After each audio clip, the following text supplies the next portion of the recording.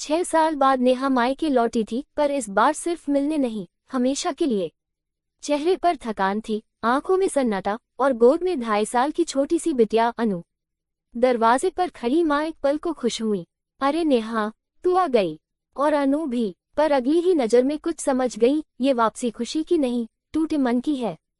पिता दरवाजे के पास अखबार मोड़कर खड़े थे। उनकी आंखों में सवाल थे, सब ठीक है न बेटी? पर होठों पर चुप्पी थी।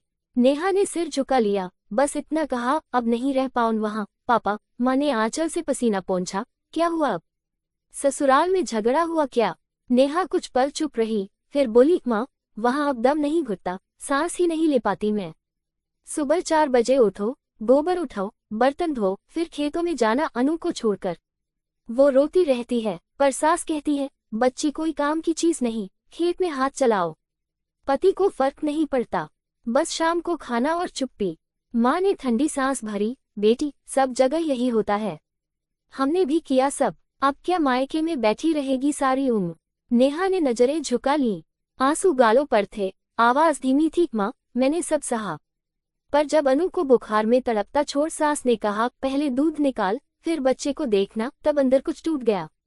पिता तब तक चुपचाप सुनते रहे, फिर बोले, बेटा, जरा आराम कर ले, बाकी मुझ पर छोड़ दे।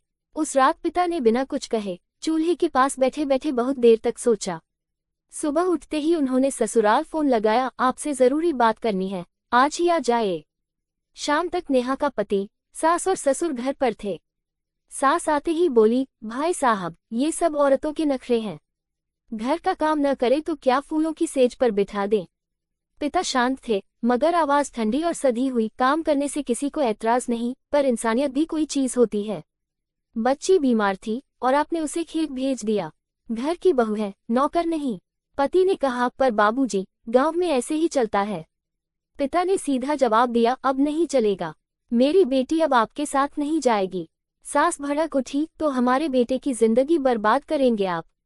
पिता ने ठंडे स्वर में कहा, आप चाहे तो उसे नई जिंदगी दे सकते हैं, दूसरी शादी करके, पर मेरी बेटी अब अपने हिस्से की जमीन और इज्जत लेकर जिएगी। उसके नाम से खेत का 4था हिस्सा और मकान का भाग लिख दीजिए। कमरे में सन्नाटा फैल गया, किसी के पास जवाब नहीं था। पिता ने उठकर दरवाजे की ओर इशारा किया, खाना खा लीजिएगा, फिर लौट जाए, मेरी बेटी अब यहाँ रहेगी।